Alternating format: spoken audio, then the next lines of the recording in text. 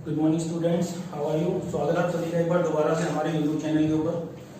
Student, जैसा पिछली class में हमने डिस्कस किया था, जो 11th क्लास के लिए इकोनॉमिक्स की क्लास है, जिसमें हमने पिछली क्लास में बात की थी कि प्रोडक्शन पॉसिबिलिटी कर्व क्या होता है, उसके वेरियस एस्पेक्ट हमने कंसीडर किया था और किस तरह से सेंट्रल प्रॉब्लम ऑफ इकोनॉमी को प्रोडक्शन पॉसिबिलिटी कर्व के माध्यम से शॉर्ट आउट किया जाता है और किस तरह से इकोनॉमी में पीपीसी की सहायता से प्रॉब्लम को सॉर्ट आउट करने के लिए डिसीजन लिए जाते हैं। इसके बारे में हमने प्रीवियस क्लास में डिस्कस किया था। आज हम प्रोडक्शन पॉसिबिलिटी कर्व से रिलेटेड एक इंपॉर्टेंट टॉपिक कर रहे हैं जिसका नाम है अपॉर्चुनिटी कॉस्ट। यानी अपॉर्चुनिटी कॉस्ट का किस तरह का रिलेशन पीपीसी कर्व के साथ है और किस तरह से पीपीसी कर्व को इंपैक्ट करता है और कैसे इन दोनों के रिलेशन को एनालाइज करके हम इकोनॉमी के रिगार्डिंग जो वाइटल डिसीजन है उनको वेरीफाई कर सकते हैं, उन डिसीजंस को अप्रूव कर सकते हैं, उन डिसीजंस को ले सकते हैं। ये आज की क्लास में हमारा टॉपिक होगा। इस टॉपिक को स्टार्ट करने से पहले मुझे सबसे पहले समझना होगा कि what is the meaning of opportunity cost. इसको हिंदी में हम बोलते हैं अवसर लागत।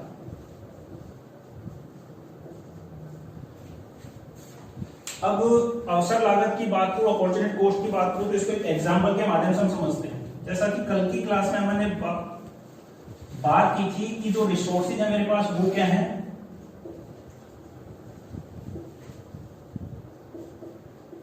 लिमिटेड है। और पीपीसी में हमने ये भी देखा था कि उनको आप कैसे फुली एंड एफिशिएंटली यूटिलाइज कर सकते हैं, यानी हमने एक एजम्पशन भी लिया था पीपीसी के रिगार्डिंग। अब अगर मुझे अपॉर्चुनिटी कॉस्ट को समझना तो सबसे पहले मुझे देखना पड़ेगा कि रिसोर्सेज क्या है मेरे पास, लिमिटेड है। मान लो कि एग्जांपल के तौर पे मैं कंसीडर कर लेता हूं, ये पर्टिकुलर पार्ट ऑफ लैंड मेरे पास है। इस पर्टिकुलर पार्ट ऑफ लैंड में 50% में क्या करता हूं, मैं वीट की कल्टीवेशन करता हूं और बाकी के 50% में किसकी करता हूं, राइस की करता हूं। यानी जो मेरा 50% प्रोडक्शन है वो किसका है, वीट का है। और इस 50% में मान लेता हूं मैं 100 केजी क्या कर लेता हूं, वीट का प्रोडक्शन कर लेता हूं। वहीं इसमें अगर मैं मान लूं तो मैं यहाँ पे 50 केजी राइस का प्रोडक्शन करता हूं। क्लियर है चीज।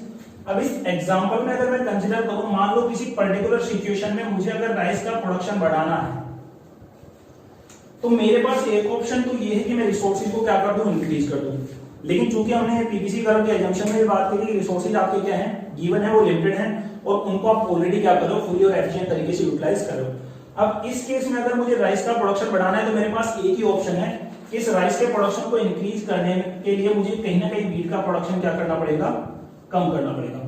अब ऐसा मुझे क्यों करना पड़ा, क्योंकि मुझे ऑलरेडी पता है कि रिसोर्सेज मेरे पास क्या है, लिमिटेड है। अगर रिसोर्सेज मेरे पास एक्सेस होते तो शायद मुझे राइस का प्रोडक्शन अच्छी तरह इंक्रीज कर लेता बिना वीट के प्रोडक्शन को डिक्रीज किए।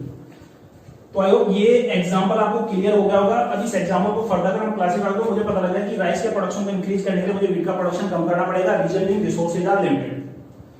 तो क्या मैं ये नहीं बोल सकता कि राइस के कुछ प्रोडक्शन को इंक्रीज करने के लिए मुझे वीट का कुछ प्रोडक्शन कम करना पड़ा। अब इसको थोड़ा सा सिंपल भाषा में समझते हैं।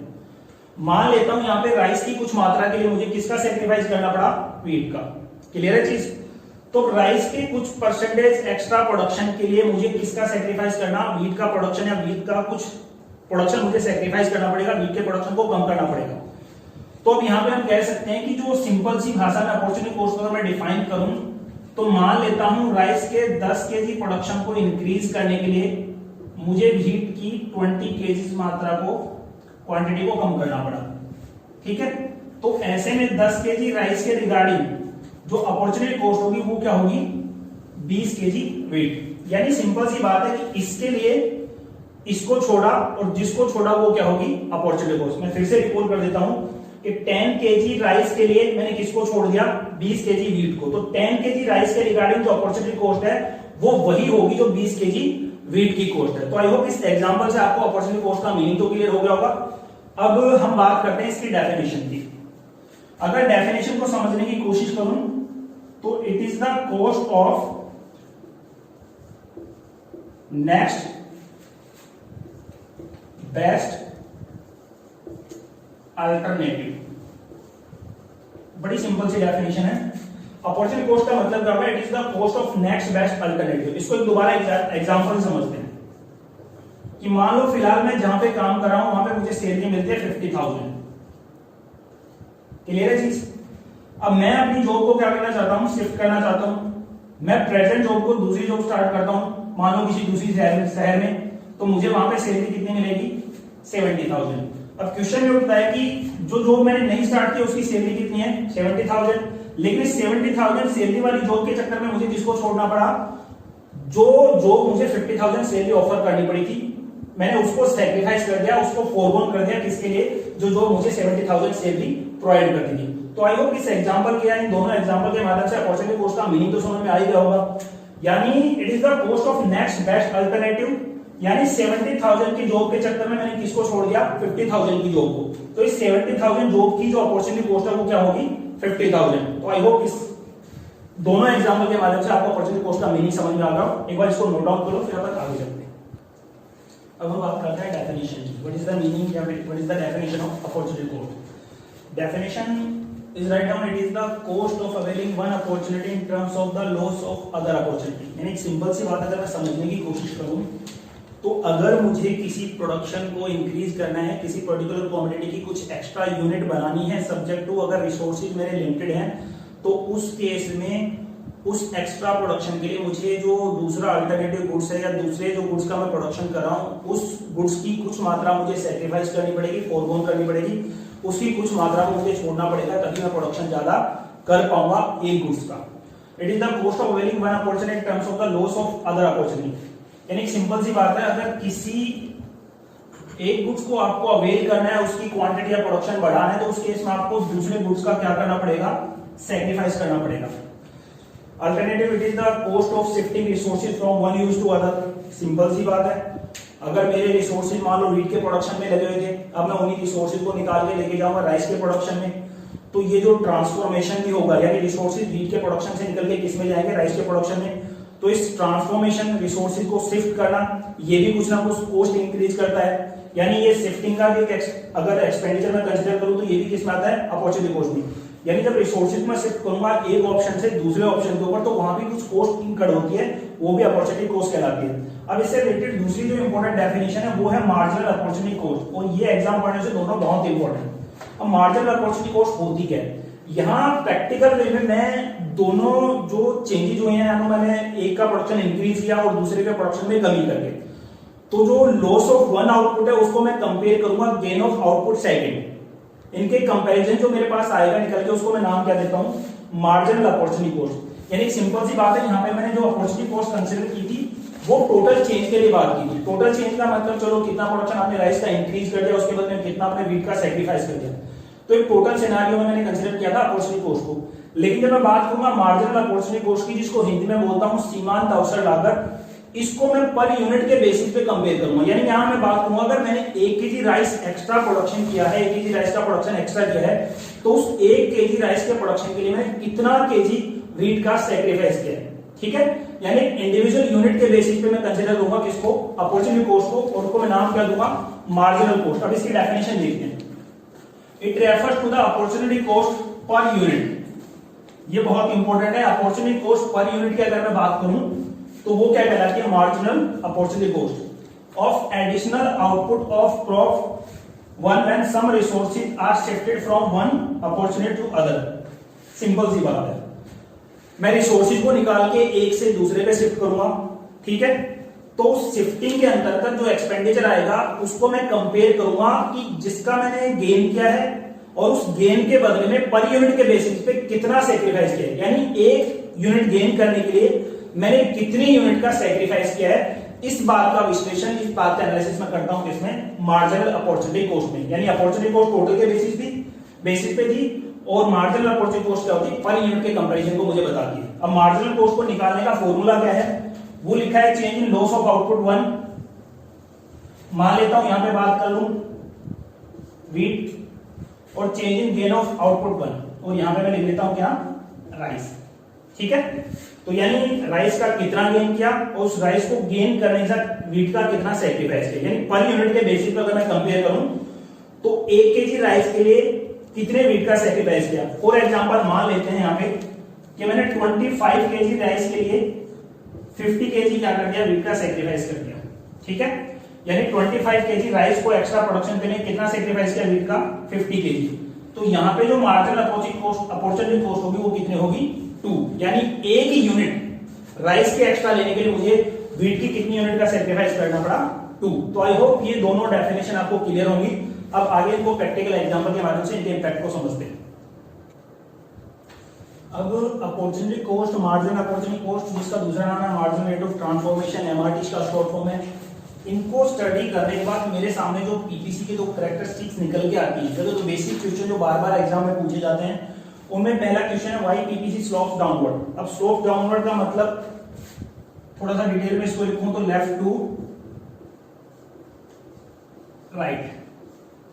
और दूसरा जो क्वेश्चन है why PPC compare to the point of origin, इनको एक बार समझ लेते हैं। सबसे पहले अगर बात करूं स्लोप डाउनवर्ड तो ये, ठीक है, स्लोप डाउनवर्ड का मतलब क्या हुआ कि ये लेफ्ट टू राइट की तरफ क्यों जाता है, यानी यहां से अगर मैं बात करूं तो ये लगातार क्या हो रहा है, राइट से स्टार्ट होकर कहां जा रहा है, लेफ्ट की तरफ। और compare to the point of origin की मतलब ये जो इसका स्लोप है, इसको अगर बात करूं मैं ये पूछ सकता हूं इसको सिंपल भाषा में कि जो पीपीसी कर रहा है उसका फेस पॉइंट ऑफ ओरिजिन की तरफ क्यों होता है, ठीक है, पीपीसी कर्व का फेस पॉइंट ऑफ ओरिजिन की तरफ क्यों होता है, इसको हम कह सकते हैं why PPC compare to the point of origin. अब इनको वन बाय वन समझते हैं। सबसे पहले हम बात करें कि पीपीसी कर्व स्लोप्स डाउनवर्ड क्यों होता है। अब इसके लिए एक सिंपल सा रीजन हमने अभी देखा था कि मेरे पास जो रिसोर्सेज हैं वो कैसे हैं, लिमिटेड है, ठीक है। तो रिसोर्सेज का लिमिटेड होना ही क्या है, पीपीसी के स्लोप डाउनवर्ड का मेन रीजन है। अब इसको थोड़ा अगर डिटेल में डिस्क्राइब करूं तो यहां पे सिंपल सी बात है, अभी मैंने एग्जांपल लिया था कि अगर आप व्हीट और राइस का कंपैरिजन करें, यानी पर्टिकुलर पार्ट ऑफ लैंड का आप दोनों का प्रोडक्शन कर रहे हैं और आप चाहते हैं कि राइस का प्रोडक्शन आप इंक्रीज कर दें। अब चूंकि रिसोर्सेज आपके पास क्या है, लिमिटेड है, तो उस केस में राइस का प्रोडक्शन इंक्रीज होना तभी पॉसिबल हो पाएगा जब आप व्हीट का प्रोडक्शन क्या करेंगे, कम कर देंगे, ठीक है। तो ये एक मेन रीजन है क्योंकि रिसोर्सेज आपके पास लिमिटेड है। तो ऐसे में एक कमोडिटी का प्रोडक्शन आप इंक्रीज तभी कर सकते हैं जब दूसरी कमोडिटी के प्रोडक्शन को आप क्या कर दें, कम कर दें।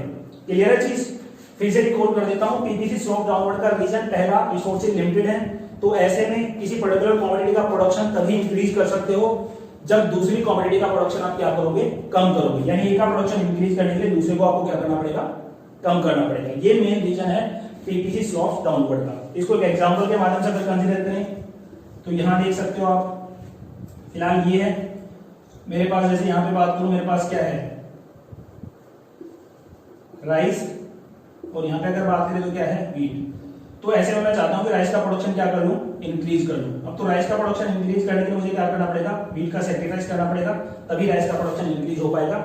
ये मेन रीजन है किसका, स्लोप्स डाउनवर्ड का, क्योंकि जैसे जैसे एक कमोडिटी का प्रोडक्शन आप कम करते जाएंगे वैसे वैसे दूसरी कमोडिटी का प्रोडक्शन क्या होगा, इंक्रीज आप कर सकते हैं, ठीक है। तो आई होप पहला जो रीजन है व्हाई पीपीसी स्लोप डाउनवर्ड आप सबको क्लियर होगा। ये एग्जाम पॉइंट से बहुत इंपॉर्टेंट है, एक बार इसको नोट डाउन कर लो, फिर अपन आगे डिस्कस करते हैं दूसरे।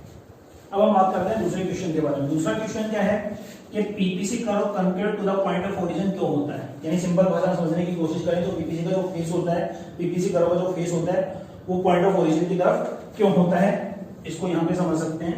ये इसका जो फेस है पॉइंट ऑफ ओरिजिन की तरफ है, ठीक है। तो मुझे इसके रीजन को फाइंड आउट करना है। सबसे पहले मुझे समझना होगा कि किसी कर्व का कनकेव होने का मीनिंग क्या है। अब कनकेव का मतलब क्या है, सबसे पहली जो बात इसके रिगार्डिंग है वो क्या है कि इसका स्लोप कैसा है, इंक्रीजिंग है। इंक्रीजिंग स्लोप का मतलब जैसे किसी भी कर्व पे अगर आप बात करेंगे कि जैसे जैसे आप जाते जाएंगे, अब यहां पे हम देख सकते हैं,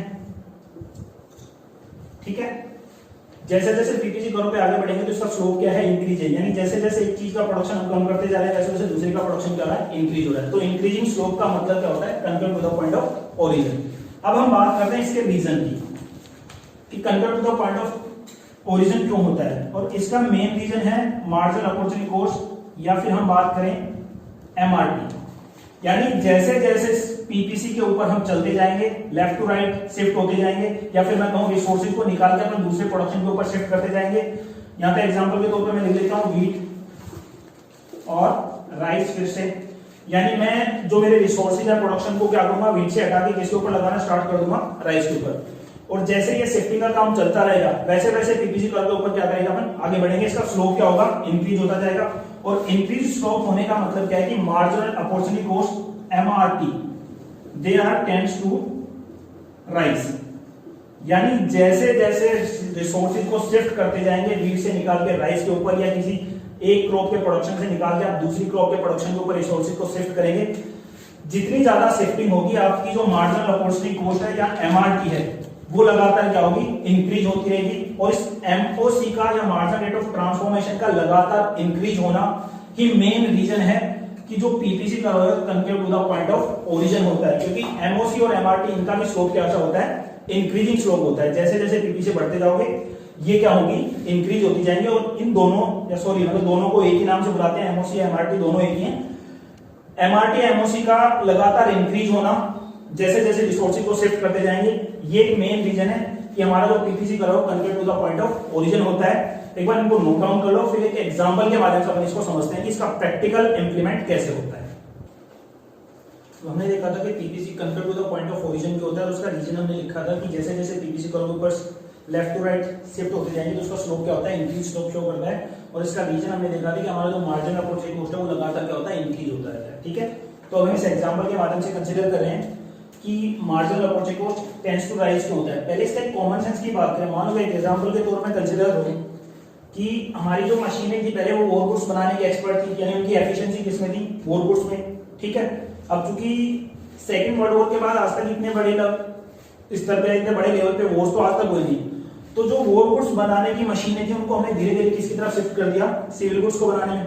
अब सिंपल सी बात है कि अगर किसी पर्टिकुलर मशीन की एफिशिएंसी वोरबुट्स को बनाने में, या फिर मैं बात करूं लेबर जो एक्सपर्ट थी, एफिशिएंट थी वोरबुट्स को बनाने में, अब हम उनको बोल रहे हैं कि आप वोरबुट्स को बनाना बंद कर दो और आप क्या करो, सिविल गुड्स को बनाना स्टार्ट कर दो। तो ऐसे में क्या होगा कि उनकी जो एफिशिएंसी है वो कहीं ना कहीं डिस्टर्बेंस हो जाती है, उनकी एफिशिएंसी में डिस्टर्बेंस आ जाती है। अगर इसको दूसरे एग्जांपल के तौर पे कंसीडर करूं तो मान लो हमारे पास एक फेमस क्रिकेट प्लेयर है सचिन तेंदुलकर और एक फेमस सिंगर जो है लता मंगेशकर। अब आप इनका क्या करें, जो डेजिग्नेशन है, जो उनकी वर्क एफिशिएंसी उसको आप इंटरचेंज कर दीजिए। यानी आप सचिन तेंदुलकर को कहो कि आप उसके वो गाना गाने लग जाए और लता मंगेशकर को वो इंडिया के लिए क्रिकेट खेलना शुरू कर दें। क्या दोनों उसी एफिशिएंसी के साथ उस दूसरे काम को कर सकते हैं जो अपनी अपनी फील्ड में एक्सपर्ट है? यानी लता मंगेशकर जिस एफिशिएंसी के साथ सिंगिंग कर सकती है, गाने गा सकती है, क्या उसी एफिशिएंसी के साथ वो इंडिया के लिए क्रिकेट खेल के रन बना सकती है? जितनी सेंचुरी सचिन ने बनाए उतनी बना सकती है। या फिर मैं सचिन से ही कहूं कि जिस एफिशिएंसी के साथ सचिन क्रिकेट खेलता था, क्या उसी एफिशिएंसी के साथ वो सिंगिंग में अपना कैरियर बना सकते हैं, सिंगिंग में उसी तरह से अपनी कामयाबी के मतलब जो प्लेट स्टैंडर्ड है फिक्स कर सकता है जैसे उसने क्रिकेट में किए? ये ऑब्वियसली पॉसिबल नहीं है। जब भी हम किसी पर्टिकुलर लेबर का, पर्टिकुलर मशीन का, पर्टिकुलर प्रोडक्शन यूनिट का जब डेजिग्नेशन चेंज करते हैं, उसकी मतलब प्रोडक्शन एफिशिएंसी को चेंज करते हैं, जिस चीज का एक्सपर्ट है उसको वो चीज है ना कहते हैं, हम दूसरी चीज उसको मैन्युफैक्चर करने कहते हैं, तो कहीं ना कहीं उसकी एफिशिएंसी क्या होती है, डिस्टर्ब होती है। और इस एफिशिएंसी के डिस्टर्ब होने से ही जो मार्जिनल अपॉर्चुनिटी कॉस्ट है उसके राइज होने का मेन रीजन यही है। यानी एमओसी या एमआरटी जो टेंड्स टू राइज है वो लगातार इंक्रीज हो रही है, उनका इंक्रीजिंग स्लोप है। इसका मेन रीजन क्या है कि उनकी एफिशिएंसी क्या है, डिस्टर्ब हो रही है। क्लियर है चीज? अब हम इस एग्जांपल के माध्यम से समझते हैं कि what is the meaning of efficiency. यानी पहले केस में अगर बात करूं तो सारे प्रोडक्शन किसने करा था, सारे रिसोर्सेज किसने लगा रखे थे, वोरबुट्स को बनाने में। यानी यहाँ पे सिविल गुड्स का प्रोडक्शन नहीं करा था तो एमओसी को मैं यहाँ पे कंसीडर नहीं करूंगा। उसके बाद हुआ क्या कि मैंने कुछ रिसोर्सेज निकाल के किसके ऊपर शिफ्ट कर दिए, सिविल गुड्स के ऊपर। यानी अब यहाँ पे अगर कंपेयर करूं तो जो एमओसी का फॉर्मूला है, जैसे मैंने बात की थी, change in loss of output 1 divided by change in gain of output 2। अब अगर इस फॉर्मूले के बेसिस पे मैं कैलकुलेशन करूं तो जो एमओसी मुझे मिलेगी इसमें वो कुछ इस तरह मिलेगी। सबसे पहले बात करें 0.4 होगा, उसके बाद 0.8 होगा, देन उसके बाद 1.2 होगा, उसके बाद 3 और लास्ट में क्या होगा 5। तो इस कैलकुलेशन के बेसिस में कह सकता हूं कि ये जो एमओसी है, एमआरटी, वो लगातार क्या हो रही है, इंक्रीज हो रही है। और इंक्रीज होने का जो मेन रीजन है वो यही है कि जब आप किसी पर्टिकुलर रिसोर्सेज को शिफ्ट करते हो एक यूनिट से, एक क्रॉप से दूसरी, एक प्रोडक्शन यूनिट से दूसरी प्रोडक्शन यूनिट के ऊपर, तो कहीं ना कहीं उसकी एफिशिएंसी क्या होती है, डिस्टर्ब होती है। और एफिशिएंसी के डिस्टर्ब होने से कि आपका जो मार्जिनल अपॉर्चुनिटी कॉस्ट है वो क्या होता है, लगातार इंक्रीज होता है। और इसके इंक्रीज होने के कारण आपका जो पीपीसी कर्व है compare to the point of origin होता है। तो आई होप इस एग्जांपल के माध्यम से आपको ये चीज समझ में आ गई होगी कि एमओसी या मार्जिनल अपॉर्चुनिटी कॉस्ट या मार्जिनल रेट ऑफ ट्रांसफॉर्मेशन वो लगातार इंक्रीज क्यों होती है। मेन रीजन कि एफिशिएंसी क्या होती है, डिस्टर्ब होती है। आप उनको वो काम नहीं करवा रहे जिस काम के वो एक्सपर्ट हैं, आप उनसे वो काम करा रहे हो जिसमें उनकी एफिशिएंसी नहीं है। ठीक है, तो आई होप ये इस एग्जांपल के माध्यम से आपको क्लियर हो गया होगा कि why MOC tends to rise and this is the main reason that PPC curve concave to the point of origin. बहुत इंपॉर्टेंट है, स्लोप्स डाउनवर्ड और concave to the point of origin exam point of visit. ठीक है, तो फिलहाल इस video में इतना ही।